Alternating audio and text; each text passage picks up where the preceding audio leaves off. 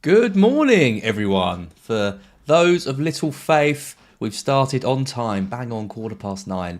Everything's just kind of ready. Sometimes I do these streams and I set them up and it goes perfectly, and I can't think of any reason why things would go wrong. Like the graphics go in fine, the mic's working, the chat stream's working fine, as you can see from the test that came on. And other times, just everything that could possibly go wrong goes wrong, which is most of the time, and we end up with what normally happens. But today seems like a good day. As long as you can all hear me, as long as you can all see me, everything is good. I've jinxed it. There's going to be something wrong with one of the screens. Hello to everyone. Hello to Danish Rijwani. Not quite the same, but I'm going to Denmark in next week. Danish. I know it's not the same. It reminded me of Denmark, which is nice. Got a friend over in Copenhagen. Let me know if there's any Danish people watching. Hello to Andrew Griffiths. As well, good morning to Burma Baines, to Kieran West. Tweslopi Saleka says good evening. Good evening to anyone where it's not the morning. It is 9:15 a.m. Over in the UK. For Andrew Griffiths, it's 8:15 p.m. As well. Show your gosh came in straight after voting for BlackBox. That is what we'd like to see. Do check out the footballcontentawards.com/voting. And give BlackBox a nomination if you're happy with the content that we put out. Hi to FPL Gem. Loads of people in the chat today. Hi to Jack Brokenshire. Cameron Starger says as well. Hello to Yellen FPL too. Hi to everyone. Wow, really, really nice. Great to see you all this early morning. Hopefully everyone's got a coffee like I do, and we can just have some nice, relaxed FPL chat as we go. Hopefully everyone enjoyed Black Box last night. I thought it was really good. Really good. Well, that sounds a bit arrogant, doesn't it? Really good in the sense that the stuff we talked about that Mark always puts together, I thought was really nice. He always does a good job. I really enjoyed it. He was in good form despite his migraine as well. So yeah, fair play to him. He's live tonight with Andy North as well. So if you're not sick of the Black Box lots yet, then do check that out as well. Hopefully everyone had a good game week last week. My game week was all right in the end. It all looked like it was going to go completely tits up at one point. Oh, spider behind me? No spider behind me. No, don't worry about that. Don't worry about that, Rob. That was just on the match of the day. God, so much just happened in the last week, isn't it? It's crazy. Anyway, my team, Turner in goal with 2. I got Saliba coming in with 8. Still a bit annoyed that the Gabriel switchers managed to get him when I had him from the start, but there we go. Chilwell with 1.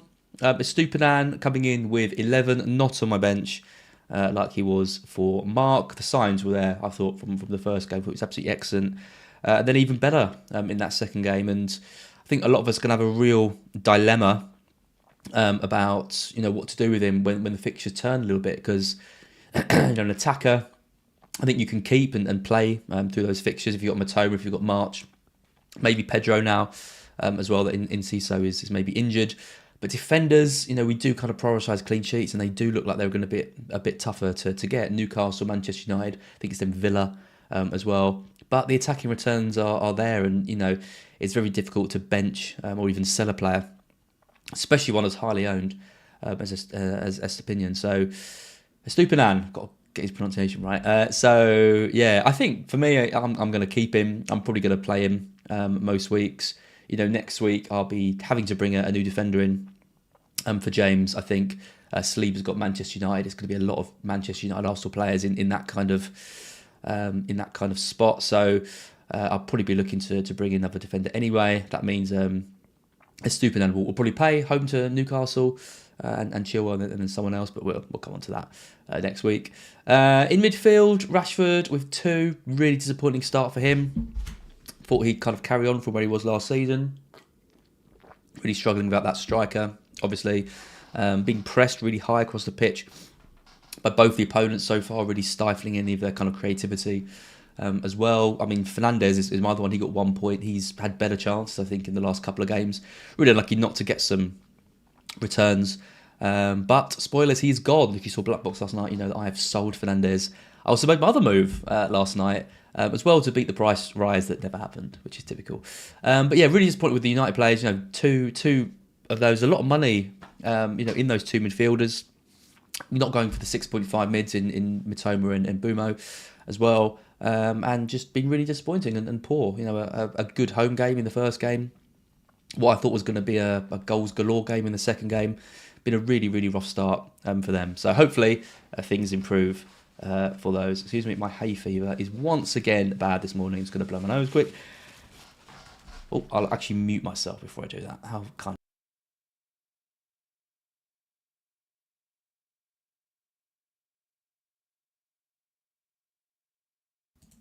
Excuse me, live on stream, blow my nose. Lovely.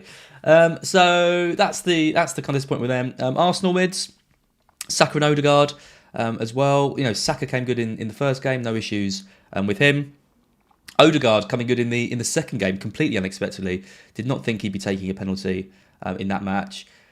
Kind of not surprised, really, given that Saka's record hasn't always been that good. I know he missed the penalty, obviously, in the Euros final, came into the team, took the penalties for Arsenal, really kind of improved and worked on those, but has missed a couple over the last few seasons. And I saw Odegaard step up in the Community Shield. Thought he, just really, really calm. No issues with the penalty that he took at all. He's the captain as well. And I think if he's going to get anywhere near the kind of the 200-point mark this season, he's probably going to need penalties this year. But I didn't get him for the penalties. I got him for Arsenal's good early run. Always intended to kind of sell him once that run was over. I was looking at kind of the exit door for him, maybe in Game Week 4, Game Week 5. If he's on penalties, though, it might actually end up being Saka. Who leaves the team. So it's funny how things can change very quickly in FPL, and I'm glad to have Odegaard after last week saying that he was kind of high on my chopping list. So we'll kind of assess what happens with that. Richarlison with 3, not really too sure what to do with him. I could have moved him on this week. I could have done like a Richarlison to Foden move. That was kind of on my mind. That would have let me keep Fernandes, for example.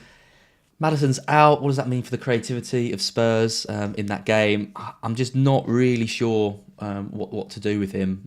His stats, as we showed on BlackBox last night, were incredibly poor. He's not looking like a particularly good FPL option at the moment. 7 million. Again, you've got those 6.5 mids knocking around. You've got Foden up at 7.5. If I wanted to put 7 million into Jackson, for example, up top, again, that's a transfer that I could have made, switching Mubama to Jackson. But again, that wouldn't have given me the extra Man City coverage. So there's been lots of options, and Richarlison's kind of been at the forefront. But at the moment, he's staying, and I'm hoping for something against Bournemouth. They've just got to get the ball to him more. That's kind of what's missing. He's making runs, and he's playing very central, and he's kind of doing some of the right things from an attacking sense that you want to see in terms of his touches. He's just not getting many of them, and he's not getting the ball. And I think he's going to start cutting a more and more frustrated figure if they can't start getting the ball to him a little bit more. He's not, this is maybe why we saw Kane dropping so deep for Spurs, so that he could get on the ball a bit more, make things happen. That's not Richarlison's game. He's going to play a bit further up. He's going to drift a bit more over to the left, potentially, as well, to try and get the ball then, and then we'll kind of see what happens with that. But, it's been Brentford. I was exactly what Jack Barwell says. They played Brentford, they played Manchester United. Brentford dropped really deep. It was hard to find space in and around that area. Manchester United was a game I expected goals in. They got 2. He wasn't, didn't get anything off that, but, tricky game. Now it's Bournemouth, then it's Burnley, then it's Sheffield United. These are the games when you want to kind of see these players doing well. So basically, it's a long way of saying he's got another week, and then we'll see what's going on with him. Up top, Haaland blanking. Frustrating performance from him. Plenty of shots, plenty of kind of half chances. We've seen him take those before. Couldn't take any of those like we sometimes see him do, or normally see him do. It wasn't a complete disaster with Salah blanking. I think not really blanking 5 points, but if Salah had got 10, 15 points and Haaland had blanked, I think Salah owners would be unbearable this week. But it's an early blank for Haaland. We didn't see that much at all last season, particularly in the home games. as well. I think it just shows that Newcastle were a good side. I mean, luckily, looking around the rest of my team, I would never have captained Odegaard. It would have been Saka if I'd gone for an Arsenal player, but it was Palace. I wasn't going to go there. Could maybe have gone for a Manchester United player, but didn't fancy it. Wasn't really sure on the option. So if anyone went for a differential captain, let me know. I don't think there's many people out there. Any Matoma captainers out there? Any kind of, I don't know, anyone? I mean, even the Liverpool players, none of those did too. I mean, I guess Diaz did all right if you had him. But yeah, let me know if anyone captained someone a little bit different.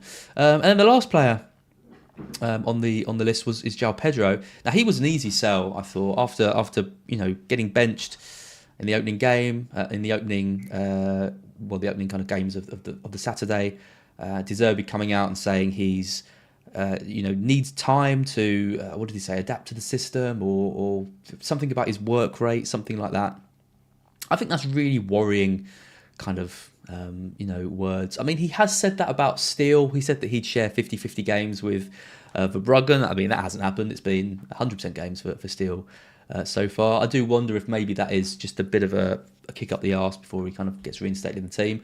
I don't think anyone was really expecting Enciso to come in and do as well as he did. Obviously a talented player, got a great goal against Chelsea last season, so much talent, but the way he came into the team and just took the game, the passes he made for March, just everything he did was first class. So I think he definitely gave De Zerbi something to think about when maybe Pedro was just kind of out for kind of reasons just to maybe make him realise his place isn't completely secure in the side. Well, we could have told him that.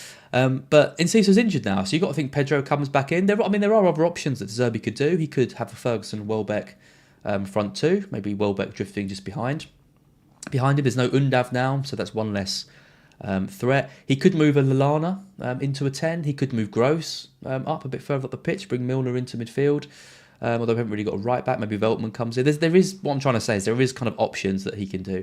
I think Pedro comes back into the side this weekend. I think that kind of priority sell that he was is now more of a kind of you can hold if you need to. I mean, I'm seeing people taking -4s or thinking about -4s.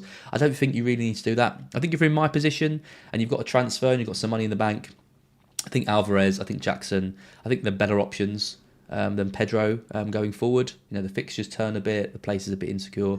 But for this week, if you've got him and you're worried, I wouldn't worry too much. I think he gets 60 minutes at least this match, and we do typically quite well against West Ham as well. So from priority transfer out to maybe a hold or a sell if you've got the funds would be my advice. Let's take a look at the watch list. So this has been updated again this week. Obviously only 2 game weeks here. The players in the kind of gold are the ones that I've got in my own side. So just coming down the list, looking at defenders, Chilwell, Estupinan is there, both with really, really high non-penalty XGI per 90 numbers. 0.63 for Estupinan, 0.66 for Chilwell. This is like in the realms of like Salah territory over a season. I don't think we can expect those to continue, but they are looking good, and the fixtures are good this week. They are making lots of marauding runs. Those numbers are going to drop, even if they were to half, for example, over the next 10 weeks. There's still some kind of elite stats. So I think those 2 players just at the moment are kind of non-negotiable, really. You kind of have to have those as well. You can see Saliba down there, very different to those 2 players. 0.02. He got that assist in the first week.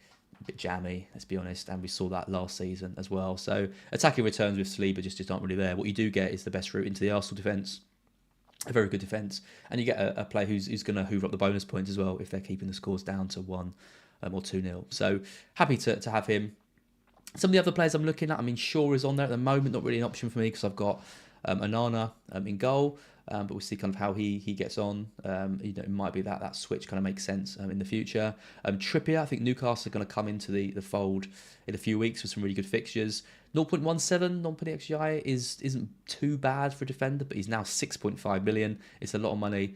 Botman's there at 4.5 as well, with kind of a similar non-penalty XGI per 90 as well. Trippier's got some competition as well. Lewis Hall has come in. Livramento is there. Be interesting to see kind of what the positions are. Both young players. I think both could effectively play on the right or the left if they wanted to. But there is a bit of threat to Trippier there too. So probably more from Livramento for him. He's getting on a bit as well, Trippier, but with set pieces, maybe losing some of those as well. Is he worth a 6.5? I think Botman at 4.5 is probably the route to go. Trent clings on, 3 points from him over 2 games, 8 million. Had Bournemouth, we hope to see something from him in that game. Didn't get anything from him. I think people who hold him are going to be. He's going to be an easy transfer out unless there's other fires to fight. Just not getting enough for that money when there's so many good options around the 8 and below mark in midfield and up front. Destiny as well. I think he's looking really good. Interesting that James, FPL Planet on FPL Juice the other day said that he expects Ben Davies to come in at left back for one of the next few games as well. If it was anyone else but James saying that, I just wouldn't believe it, because Ben Davies, fair play to him. He's still there, still hanging around at Spurs, still getting minutes. But I've been really impressed with Destiny so far. But if you are getting him, the master himself says that Destiny might miss out a game. And then obviously Stones and Moreno are injured. We haven't seen much of those, but I think could be factors for us. Stones is dropping like a stone price-wise, and when he is fit, I expect him to play most of the games. And Gvardiol as well, who I very nearly transferred in this week, 5 million. No attacking threat so far, but looks a really good route into that Man City defence. In midfield, you can see here my midfielders are all down the bottom end of the watch list. Fernandes, who I've sold, is actually top of all the players. I've left him in 1.06, I'm putting extra up in 90. That means he's expected to get you something in both the games he's played, but hasn't. So owners like myself would be disappointed with that. And Mbumo, this is without penalties, 0.98. That's crazy high as well. He got a tap in last week, but these are really good numbers. Same with Matoma as well, 0.96. Elite numbers. They're not going to keep these numbers all season. You don't expect these to maybe half for players like that. But still, such an encouraging start. Solly March, we weren't really considering him. 6.6 million, gone up in price. Barely had any pre-season. He was actually in one of the drafts I had when I saw him in the first game. He played in pre-season. I thought he looked quite good. He was then a sub, didn't feature again. He was too big a risk to start with, but looks super fit going into the early fixtures. And I think, if you haven't got a Brighton player and you're looking at one to get, I don't think there's a lot in it between Matoma and March. March is looking really, really good in that role. 24 points as well. If anyone did start with him, absolutely laughing, because, basically a hat-trick in his first 2 games with 3 goals. Maddison has been added. He's obviously got that injury now, but when he's back, I think he's the best Spurs player to have. Salah is on there as well. He's not really someone that I'm looking to move to, but we've got to keep our eye on those numbers over a prolonged period. If they're going to start staying around this 0.6 mark, up to 0.7, we start thinking he's got a bit more goal threat. I think he's going to be one to move on, especially if we've got the money, if we're moving on to Fernandes and an Arsenal mid and something like that. Then it's my players, Foden. He's come in this week. Spoilers. 0.61, incredible against Newcastle. Great run of games. I just really, really wanted him in place, and I'll talk a bit more about that when I come to my team. Rashford, Saka, and Odegaard. I've talked about those. Rashford's got to start doing more. He's going to stay in the team until Højlund comes in. I want to see him with Højlund in the side. Saka could potentially go. These numbers aren't great. 0.36. Odegaard's are even worse. 0.17. But both have 13 points, so maybe Odegaard has penalties now as well. And then finally, it's Richarlison, 0.11. For the starting striker for a team that scored, 4 goals so far, hasn't got any returns, really poor underlying numbers. Got to do better, Richarlison. Need to see more from you. You're going to get not only replaced in my team, but probably replaced in Mark's as well, and in Postecoglou's. Postecoglou is probably looking at other striking options as well, maybe moving Son to attack, and trying to shift things around. Troy Parrott, is he still there? Could he come in? Probably not. Up front, Ferguson's XGI numbers are crazy, 1.8, but he's barely played any minutes, so take that with a pinch of salt, but he's one to watch. Visser looks great as well, 6.1, an alternative to Mbomo as well, 1.07. And then it's Jackson, who I really like, 0.69. I'm favouring him over Alvarez at the moment because I've gone for Foden. Haaland's numbers are okay. He's having the most shots in the box, I think, of all players. But his non-XGI is quite low. I think that reflects some of the chances that he maybe had in the last game. Newcastle were able to restrict him to kind of half chances, really, and he couldn't really take any of those. And then finally, Isak and Watkins, maybe for the future as well. Watkins is an interesting one, seeing lots of people selling him. Just scored a hat-trick, hasn't he, in the last game. And, I think moving him to Jackson still would probably be on my list to do. But it's hard to watch a game like that. I know it's against a kind of a Scottish team, and you've got to take it with a pinch of salt. But it's very hard to watch a player in your team score a hat trick and then still have the bottle to take him out. So let me know what Watkins owners are thinking of doing in that. Twistlopi Slaker says March was in my early drafts, had to sacrifice him for Watkins.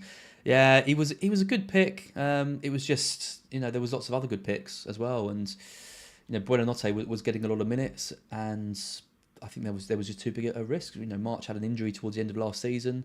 De Zerbi had spoken publicly about it. I don't think we can beat ourselves up for not starting with him. So yeah, don't worry about it too much. Rahan says no Diaby. Yeah, Diaby is someone I'm looking at. I think with the 6.5 million spot now, I think Mbeumo or Matoma or March would be just a little bit higher on the list. But yeah, I think Diaby is a perfectly fine pick. Interesting that he didn't get any attacking returns last night and didn't get any attacking returns against Everton though. Slightly concerning. But it's not always about who returns you get, it's how they looked. Haven't seen him last night, but he looked good against Everton. I think he was unlucky to come away from that with nothing. Let's take a look at my team then. So 2 transfers have been made. The first 11 is looking really good. Try to ignore the bench. It's Onana in goal with Nottingham Forest at home. It's Saliba, Chilwell and Estupinan, all with good home games against Fulham, Luton and West Ham. It's Rashford, Saka, Odegaard. Fernandes has gone. Foden has come in and Richarlison stays. And then it's Haaland captain with Jackson up top, who's come in for Pedro. So if I wanted to do Pedro to Jackson, I had to lose Fernandes, essentially. Or Rashford, but as I said, Rashford's more of a long-term hold for me with Højlund potentially being on the bench this week. I could have done Richarlison to Foden. I could have just done someone like James to Gvardiol and benched Pedro maybe this week. There was options that I could have done. I could have done Richarlison to Foden and James to Gvardiol. Lots of different things that I could do. I just want to give Richarlison, this game, maybe the next game as well. Still think out of position striker, playing for an attacking team. These stats can turn very, very quickly, and it's easy to see him in 2 games and say he's not an option.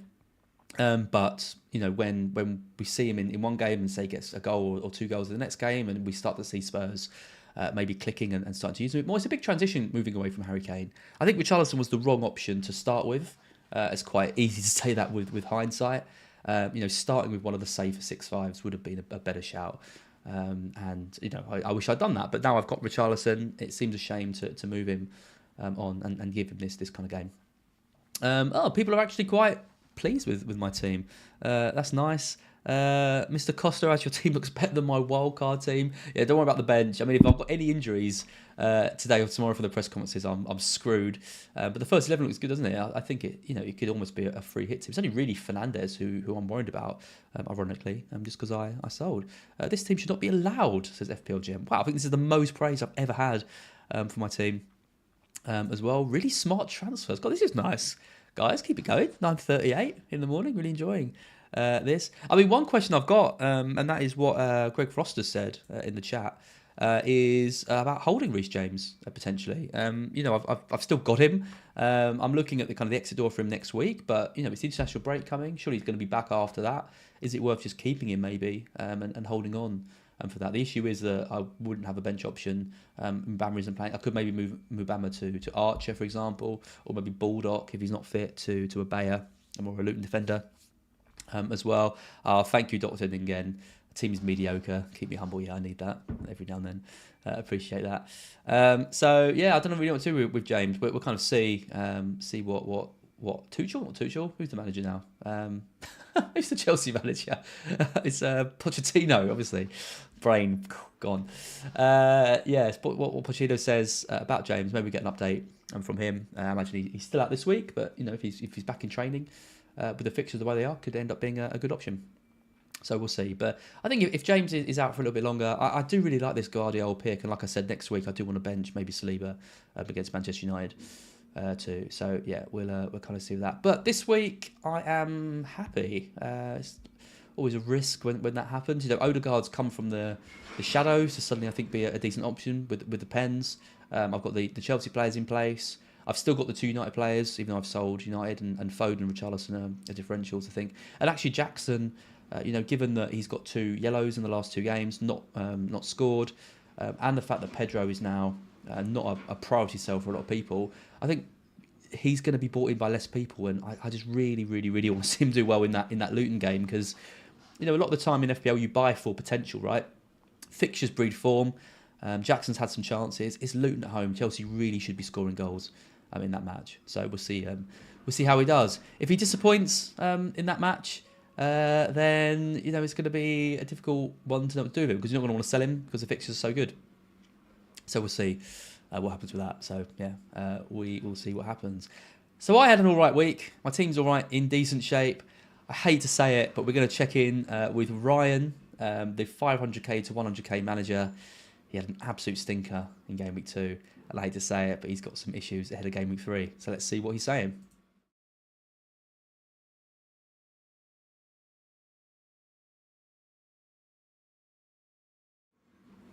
Hi everyone, hope everyone's doing well. I had a pretty terrible Game Week 2. I got 31 points, Estupiñán was my only return, so a massive rank drop to about 3.6 mil, but that doesn't really matter at this stage of the season, so I'm not too sad about that. I'm really happy with the structure of the squad. Couple of changes this week. I've only got 1 free transfer after doing Reece James in the night before he got injured, which was such a pain. My luck, I guess. So for this week, who do I replace Reece James with? My favourites are Udogie at Spurs, Rico Henry, and a City defender. So which one of them? And news is that James Maddison is going to be out for a couple of weeks. So it's, do I go to Foden? Do I go to Mbeumo? But if I do that, that's going to be a -4. So I don't really have another choice. If Maddison's going to be out, it looks like it's -4 territory. But yeah, wish everyone the best again for Game Week 3, and I'll see you guys all next week. So there we go. Also, we did have something go wrong this week. If you saw my transition into 500k to 100k did not go to plan, as if nothing happened.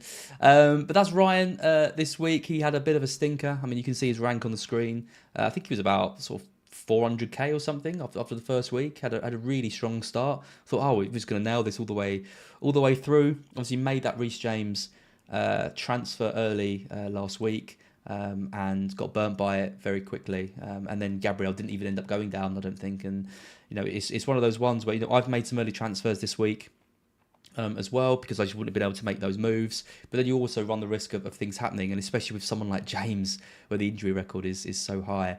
I think that should hopefully just temper some of those moves. But it's tough after a bad game week, especially when you go into the next week and you've still got some issues. Ryan's team on the screen: Onana in goal, Estupiñán, James, Chilwell, Saka, Fernandes, Martinelli, Maddison, Rashford, Haaland and Jackson, and then Turner, Kabore, Baldock and Archer. I mean, it's good that he's got Jackson in place, but now he's got to deal with Maddison and James potentially. He's also got to deal with the fact that he's just come off the back of a bad game week, and so obviously you want to make lots of changes as well, but I think just calmness is kind of key for that. The best James replacement, I think you're looking at Gvardiol here. I think Saliba is still an option as well to get in an Arsenal defender, which Ryan hasn't got. Henry too is someone, or Destiny as well. These are all good picks, I think, and I think with the team how it is for Ryan, I think that is probably a transfer that I would be prioritising this week. So I would personally do James to Gvardiol, which is exactly what 3Play says. There you go. It's funny, I look at the chat and see. Yeah, I'd do James to Gvardiol and probably keep Maddison. If Maddison is definitely out, Kabore comes in. Do you take a -4 to take Maddison out for someone else?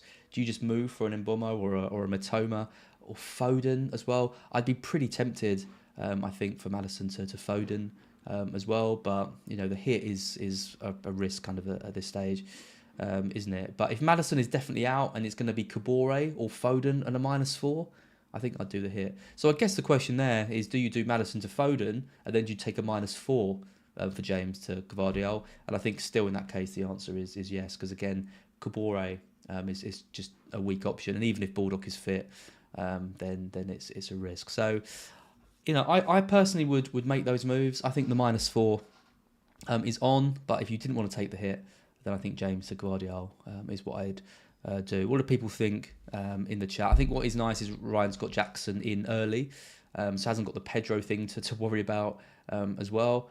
He's kind of ahead of the curve with that one. Gusto also an option as well, but I think with the way Ryan teams up, with the injuries and things like that, I would just want to get in a player who's kind of more certain to start each week. Maybe Guardiola isn't the best option, then maybe he is a player that is deemed as too big a risk. So maybe Udogie or Saliba is the better option. There's definitely options here. I think it's Guardiola if you're willing to take that slight bit of risk that he's going to miss out. I think he starts the majority of games. If you're too worried about it, then you go for Saliba and just don't worry about it as well. FPL Hudming Max says Malis will be on the bench, only come on when needed. If he's on the bench, he's a hold for me. You're going to want him for the fixtures going forward. If he's ruled out completely and by Postecoglou, then I think there's the option to maybe move to Foden as well. Kieran West is going for Henry as a James replacement. Burma Baines is going for Ruben Diaz. Yeah, don't mind that.